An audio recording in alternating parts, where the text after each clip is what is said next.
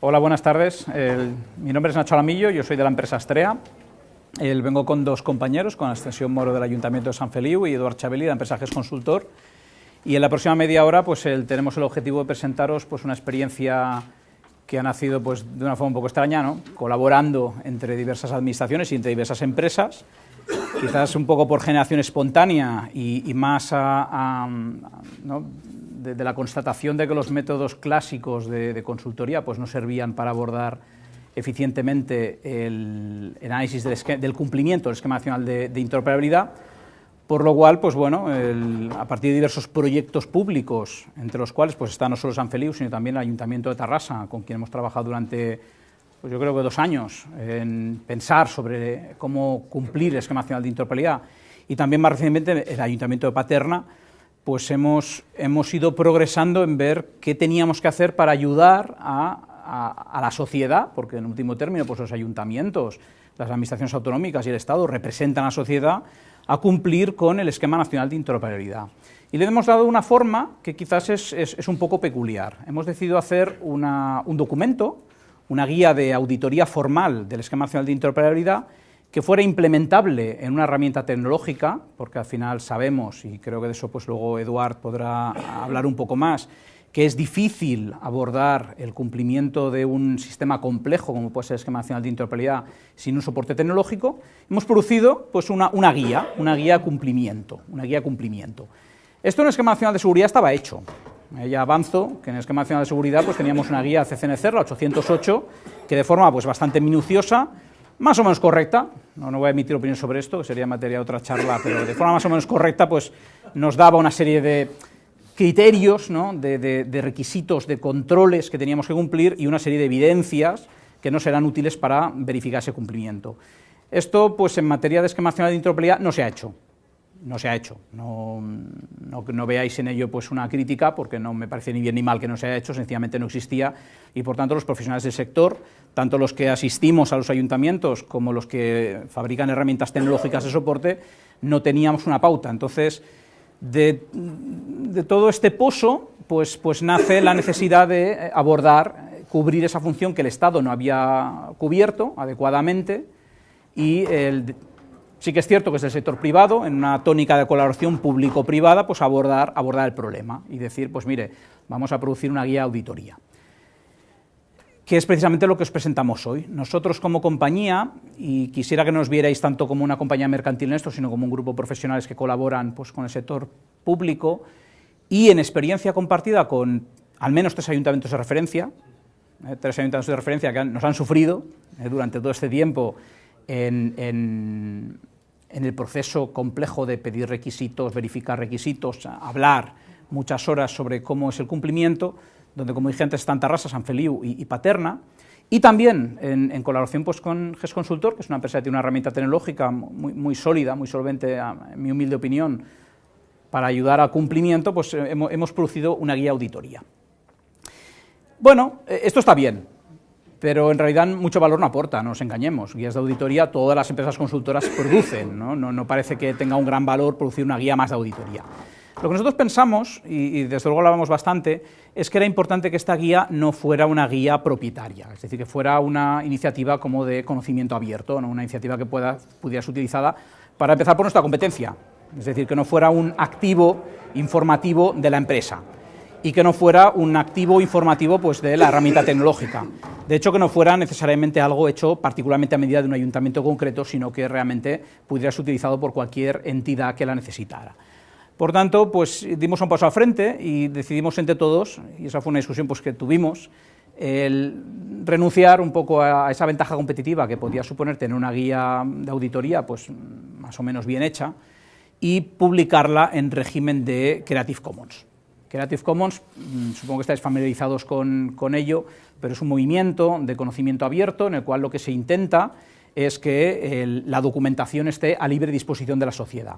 Licencias Creative Commons hay muchas, y en Astrea ya habíamos hecho con las administraciones, en este caso catalanas, una experiencia previa en 2010 y en 2011 de publicación de un gran conjunto de políticas de firma electrónica. De hecho, hablamos de esto en alguna de las ediciones anteriores de CENIS.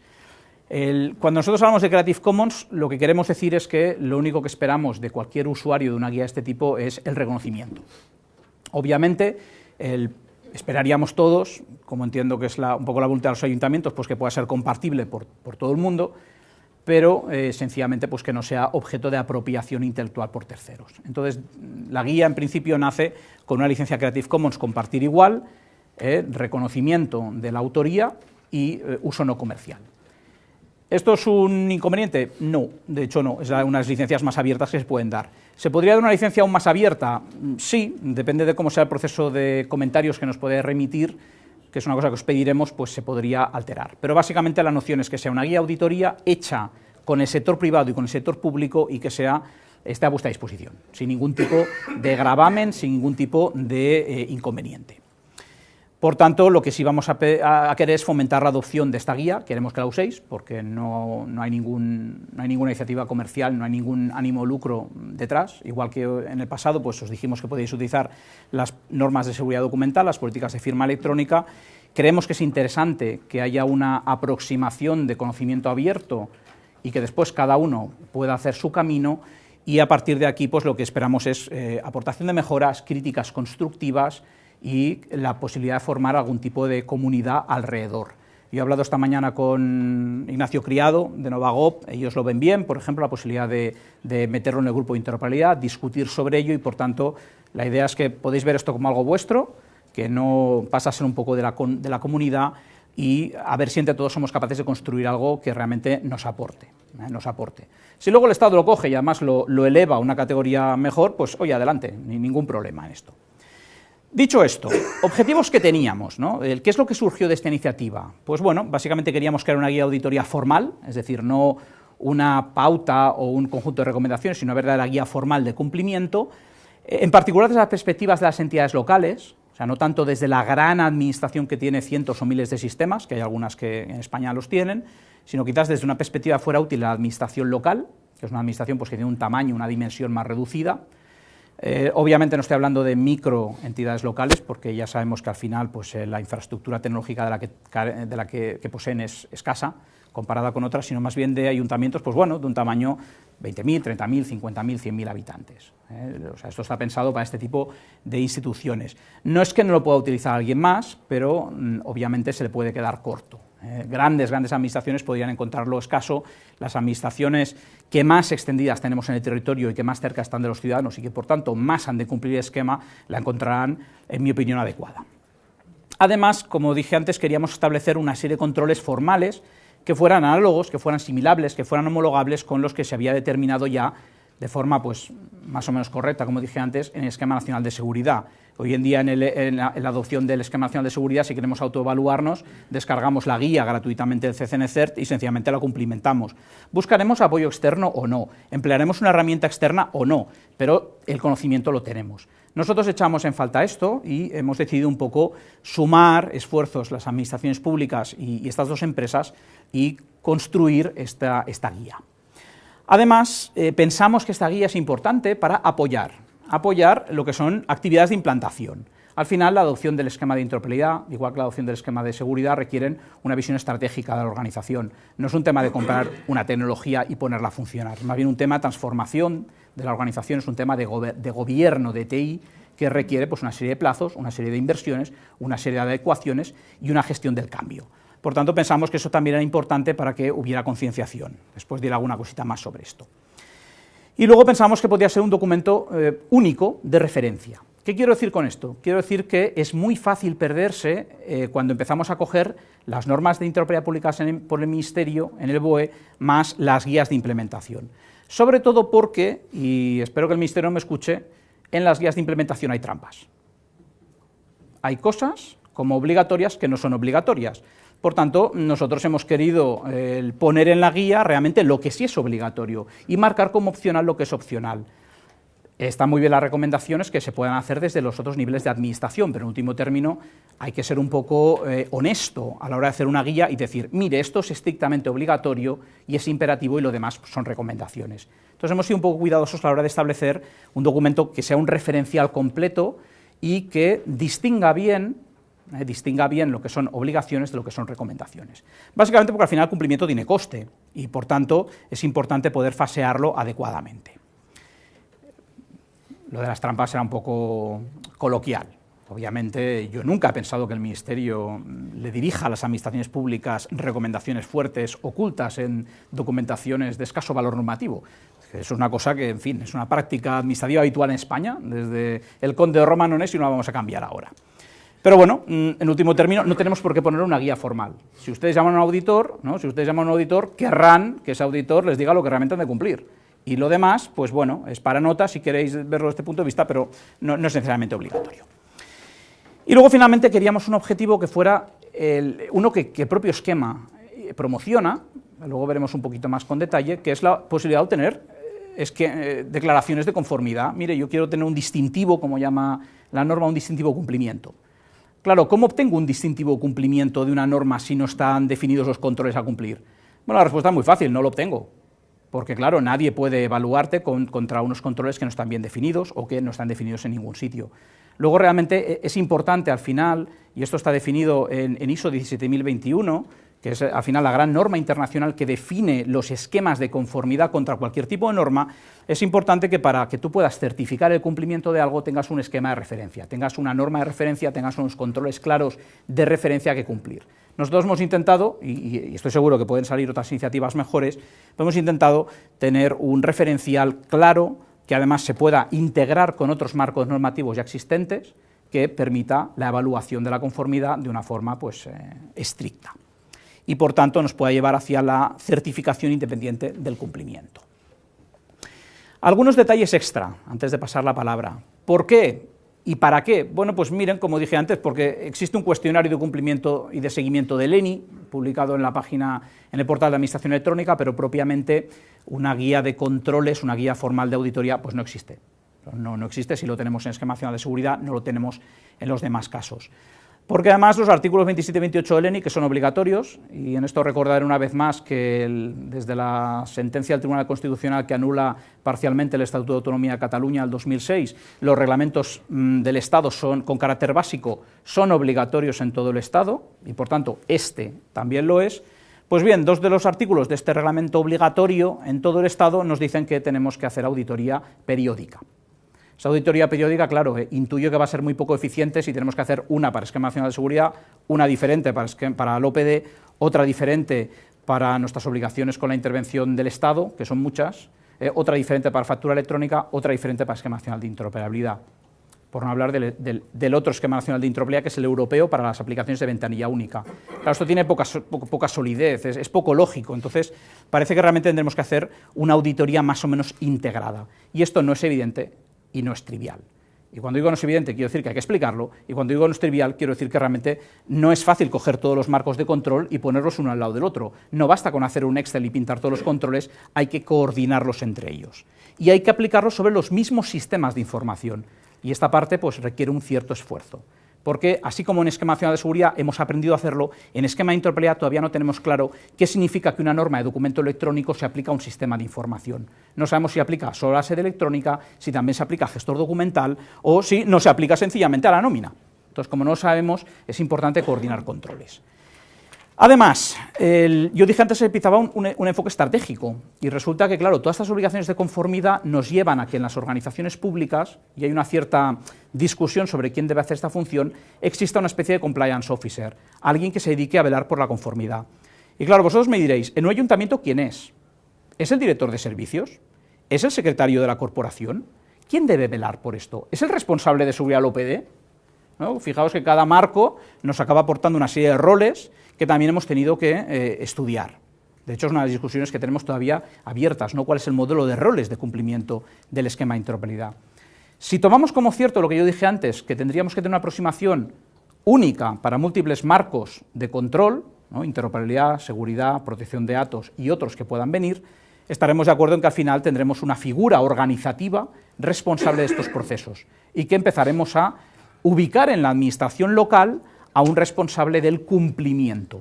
Este responsable es el cliente natural de este tipo de guías y de este tipo de herramientas tecnológicas, el que se dedica al gobierno de la interoperabilidad, al gobierno de la seguridad, al proceso de negocio que trata sobre entender lo que hay que cumplir y organizar, disciplinar a la organización para que eso se cumpla. Esto en esta guía está bastante asumido como una premisa. Por tanto, el destinatario de esta guía es el que se tenga que ocupar de lograr el cumplimiento dentro de la organización. Por ampliar un poco lo que dije antes, claro, yo lo dije, ¿no? Antes, mire, si usted tiene n sistemas de información y n normas para cada sistema de información, la matriz de cumplimiento es muy grande. Fuera de la sede electrónica, que entiendo que todos estamos de acuerdo en que claramente debe cumplir el Esquema Nacional de Interoperabilidad, el Esquema Nacional de Seguridad, la LOPD y alguna otra norma, que ya veré en función de la organización, porque puede tener algún otro contenido, ¿no? Organizaciones sanitarias, organizaciones policiales, pues que tengan otros contenidos.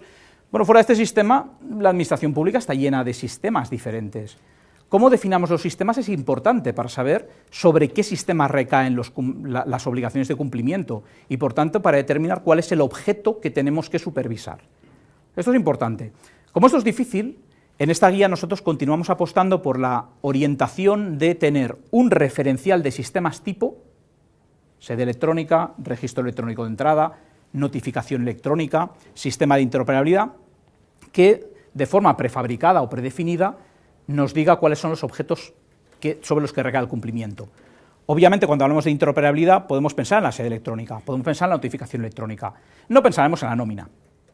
Pero tampoco en temas de seguridad. En el Esquema Nacional de Seguridad la nómina también estaría excluida, tampoco nos va a preocupar. Los sistemas sobre los que recae el cumplimiento de ambos esquemas son normalmente los mismos. Entonces, en este esquema, en esta guía, lo que hemos intentado es que los controles de cumplimiento de cada referencial sean homogéneos, se puedan compartir, para no tener que trabajar más de una vez la misma cuestión. Y esto es interesante, y en esto seguro que Eduard dirá alguna cosa, desde la perspectiva de tener una herramienta, por ejemplo, que nos ayude a sustentar el cumplimiento, que es una cosa bastante recomendable, porque al final, si definimos cosas de forma homogénea, vamos a tener menos trabajo. La categorización de sistemas que hagamos a efectos de esquema de seguridad nos valdrá para interoperabilidad, y esto es importante, porque en el fondo son los mismos sistemas, sigue siendo la misma administración y sigue siendo el mismo negocio, entre comillas. Por tanto, esto era importante. Finalmente, obviamente, si no establecemos controles formales donde haya definiciones, evidencias tipo y pautas para determinar si estamos cumpliendo, pues es difícil homologar esta auditoría que haremos con otros elementos, con otros controles que existan. Por tanto, era importante esta noción de acercarnos a trabajos ya existentes como el 808 del CCNCERT. Esto para nosotros era muy importante. Y luego, como dije antes, pues obviamente me parece que aporta un gran valor en términos prácticos, y esto lo vivo también en alguna organización donde yo tengo la responsabilidad de seguridad de la información. Me parece muy importante el tener algún tipo de herramienta de soporte que coja esta matriz de controles, los activos existentes y nos permita gestionarlo. ¿Por qué? Bueno, porque yo he visto ayuntamientos donde tenían 5.000 activos. 5.000 activos agrupados en 30 o 40 sistemas de información, que si me lo multiplicáis por 3 marcos de control, pues os va a dar una cifra muy respetable de obligaciones potenciales sobre cada activo. Tan respetable que, honestamente, en algunos escenarios, sin una herramienta, no es posible hacer un seguimiento del cumplimiento. Esto no tiene que ver con la guía, esto ya es un comentario de mundo real. Hay casos donde el volumen a evaluar es muy grande. En estos casos necesitaremos que, aparte de tener guías, que están muy bien, por escrito, que nos podamos cumplimentar manualmente, tengamos algún tipo de herramienta que soporte la implementación, que soporte el control, que nos permita auditar el cumplimiento de verdad y al final nos dé un cuadro de mando o nos dé unos indicadores diciendo, mire, sí, usted cumple al 90% o usted cumple al 80% y le falta esto. Esto en algunos casos reales de implantación en ayuntamientos reales se ha denotado como imprescindible. Por tanto, también os quiero decir que sí, hay una guía, está muy bien, pero hasta donde podáis llegar en papel y con un bolígrafo está limitado. Está limitado por la complejidad de vuestra organización. Dicho todo esto, ¿qué contiene la guía? Básicamente 3 dominios. Fijaos que hemos hecho algo parecido a lo que hizo el CCNCERT cuando redacta o cuando encarga la redacción del 808, al hilo de lo que ya decía el Real Decreto, que básicamente establece dominios de control. Nosotros hemos pensado en un dominio organizativo, donde hay cosas como estos instrumentos jurídicos para la interoperabilidad, convenios, interadministrativos, por ejemplo. Hemos pensado en políticas para la interoperabilidad, que hay que tener obligatoriamente una política de firma electrónica, es imprescindible, al menos mientras no se modifique el Real Decreto, que el Ministerio ha anunciado que lo hará en algún momento. Se necesitan políticas de gestión documental y estas no se van a modificar, estas son mandatory desde el primer día y no va a cambiar. Hemos pensado en un dominio operacional, donde hacemos cosas que tienen que ver con la interoperabilidad, y hemos pensado en cosas como los servicios disponibles por medios electrónicos, que el esquema nos dice que tienen que tener interfaces bien definidas, que tienen que tener ciertos contenidos sintácticamente bien definidos, que a veces tenemos que publicar esas especificaciones en ciertos repositorios. Hemos pensado en temas de publicación de información, reutilización de servicios electrónicos. Hemos pensado en poner controles respecto a las comunicaciones que hacen las administraciones públicas, donde hay cosas como la sede electrónica, donde hay cosas como las comunicaciones, las notificaciones. Hemos puesto un dominio, un apartado para firma electrónica, documento electrónico y finalmente para estándares técnicos. Y finalmente decir, pues bueno, que como dije antes, que hemos hecho un esfuerzo de selección de los contenidos, hemos establecido unas 133 preguntas actualmente a responder y finalmente pues unas evidencias. Próximos pasos: publicar. Tras la validación que hacen los ayuntamientos, espero que Accede nos diga algo en unos minutos, establecer un proceso de mantenimiento de la documentación y solo una reflexión acerca de que en este caso la colaboración público-privada, pues para nosotros ha sido una forma eficiente de crear un objeto nuevo que antes no teníamos y que entendemos que es útil para la sociedad en la medida en que jugamos a ponerlo a disposición de las entidades. Yo lo dejaría aquí, le voy a pasar la palabra a la extensión, que os hablaré de cómo ha ido esto en el ayuntamiento y ella a Eduard. Espera, si vos eso. ¿Sí? Bueno, es igual si no hago eso. ¿Sí? ¿Funciona? ¿Sí? Buenas tardes, voy a ir un poquito rápido porque creo que vamos un poquito mal de tiempo. Ahora cuando me coloquen la presentación.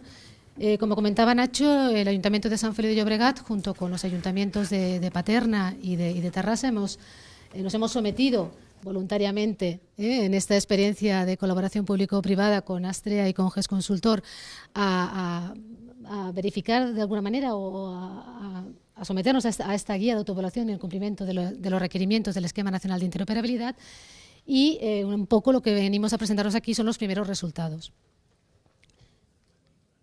De hecho, es una herramienta que nosotros la hemos considerado muy útil desde una doble perspectiva, tanto para aquellas organizaciones que empiecen ahora a someterse o a cumplimentar los requisitos que aparecen en el Esquema Nacional de Seguridad, de Interoperabilidad, como para aquellas organizaciones, como es el caso de la nuestra, que lo que la hemos utilizado precisamente es para verificar que el camino que hemos emprendido pues es el correcto. Nosotros, en nuestro caso, aprobamos un plan de adecuación a los esquemas en diciembre del 2011. Y remarco lo de los esquemas porque nosotros en aquel momento consideramos que era conveniente recoger en nuestro plan de adecuación tanto los requisitos que nos marcaba el Esquema Nacional de Seguridad como los requisitos que nos marcaba el Esquema Nacional de Interoperabilidad. Acompañando a nuestro plan de adecuación, también aprobamos la política de firma, la política de seguridad y, de hecho, ahora estamos trabajando en la aprobación de la política de gestión de documentos. Decir que el plan de adecuación a nosotros nos ha servido no solamente para cumplir con los requerimientos legales, sino que nos ha servido también para poder trasladar a la organización la necesidad de concebir tanto la seguridad como la interoperabilidad desde un punto de vista integral. Hemos de tener en cuenta todos estos requisitos desde la concepción de nuestros servicios y sistemas y a lo largo de todo el ciclo de vida. Por lo tanto, nos ha servido precisamente para trasladar esta idea de proceso transversal. Aquí pueden ver una línea del tiempo de los diferentes proyectos que hemos ido llevando a cabo. De hecho, estamos aquí. Estamos implementando nuestro sistema de gestión de la seguridad de la información sobre la herramienta de GES Consultor y nos viene perfecta esta guía precisamente para poder introducirla y poder auditarnos de alguna manera tanto en el Esquema Nacional de Seguridad como en el Esquema Nacional de Interoperabilidad. Por último, los primeros resultados totalmente transparentes. Estos son los primeros resultados de este sometimiento a esta auditoría interna. Aquí tenéis los ítems que comentaba Nacho y que aparecen en esta guía y de nuestra primera auditoría lo que refleja es que tenemos que trabajar en enlazar con el inventario de la Administración General del Estado, que tenemos que hablar también de las condiciones de licencias y aplicaciones, que tenemos que revisar nuestra política de firma electrónica, porque de hecho nosotros la aprobamos con anterioridad a la publicación de las normas técnicas de interoperabilidad, y tenemos que revisar y actualizar los estándares técnicos de la firma electrónica. En fin, esos son los resultados, yo no me extendería más.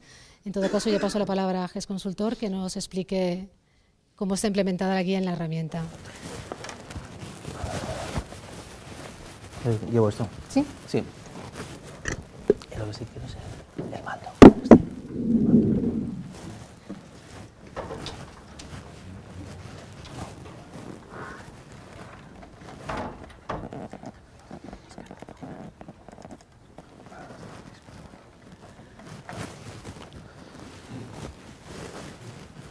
Nada, hemos recuperado el tiempo que Nacho se ha comido. Yo soy Eduard Chavelli, soy de GES Consultor, y realmente GES Consultor es una plataforma de cumplimiento normativo integrado o integral en el ámbito de las TICs, y quizá el único mérito que tenemos en GES Consultor es que cuando alguien va a fabricar un coche o lo que sea, en este caso una plataforma de cumplimiento normativo, en este caso un módulo, el módulo del ENI, es buscar a los mejores pilotos, en este caso a las personas que te pueden decir qué es lo que se necesita. En este caso, Astrea, y en concreto Nacho Alamillo, y los ayuntamientos, aquellos que se han prestado como conejillos de indias para ayudarnos en la implementación. Es un poco lo que hemos hecho. En ese sentido, yo voy a hablar sobre todo del proyecto de Paterna. No ha podido venir Paterna, pues yo hago un poco a la vez de persona que habla del proyecto de Paterna, como otro proyecto piloto que ha servido para la implementación del ENI en GES Consultor.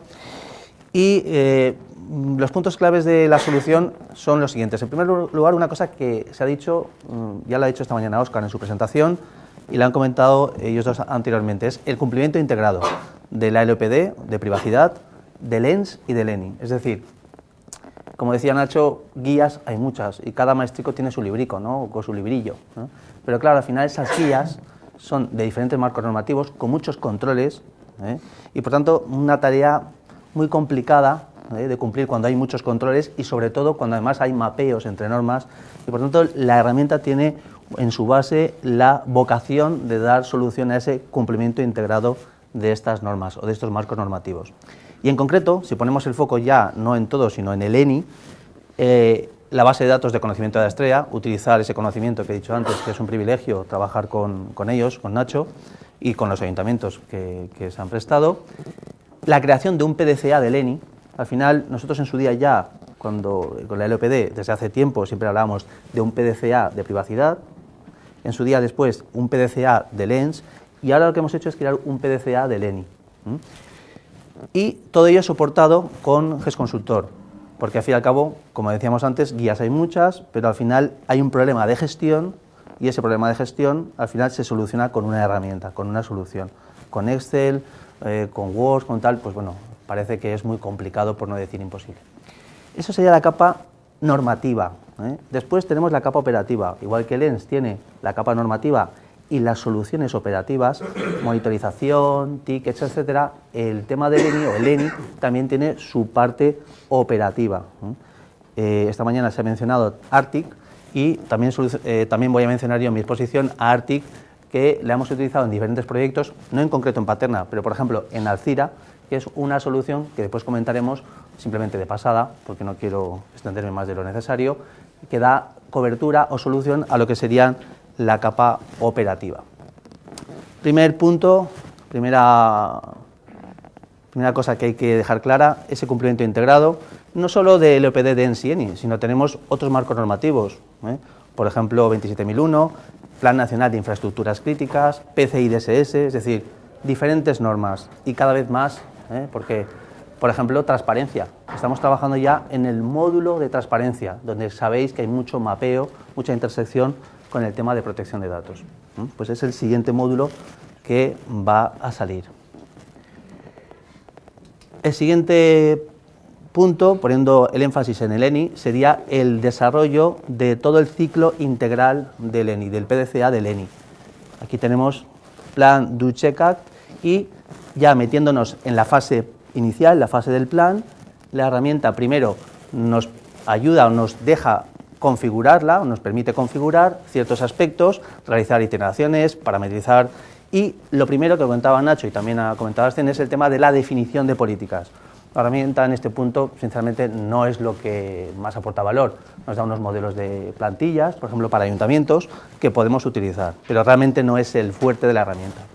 A nivel organizativo, sí que lo han apuntado y es muy importante que la herramienta ya aprovecha la estructura organizativa que tenemos, por ejemplo, en el Esquema Nacional de Seguridad y al final dar que haya tareas y esas tareas no se les otorguen a nadie o no las tenga alguien, no sirve de nada. ¿De qué sirve tener tareas si no se asignan a alguien? Pues ya aprovechamos la estructura que tenemos del ENS y lo que hacemos es que en ese comité de seguridad ya podemos asignar el cumplimiento de esas tareas. Análisis diferencial. La herramienta, una cosa fuerte que ya empezamos a ver la importancia de la herramienta es el tema de la posibilidad de realizar de forma automatizada el análisis diferencial del ENI. Y con diferentes fuentes de requisitos. En este caso, la fuente de requisitos es legal, pero podríamos añadir fuentes de requisitos o requerimientos de otra índole, por ejemplo, contractuales. Después, ese análisis diferencial, como sabemos, se realiza con los diferentes marcos que existen. El técnico, el operacional y el técnico, el operacional y